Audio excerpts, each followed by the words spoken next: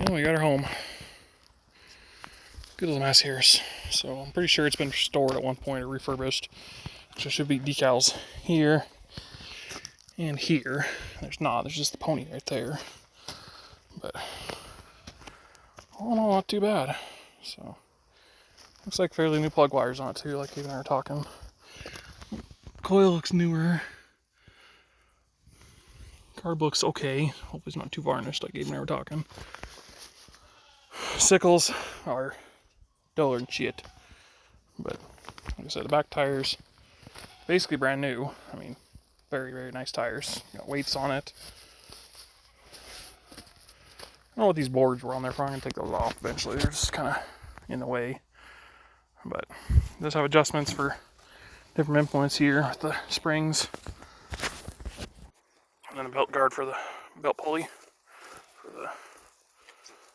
the sickle bar rower. But you can tell, like, even it looks, there's wires in here. New to old wiring harness, because if you peel this back, inside here, there's old wiring harness still in there. There's some cloth wire still.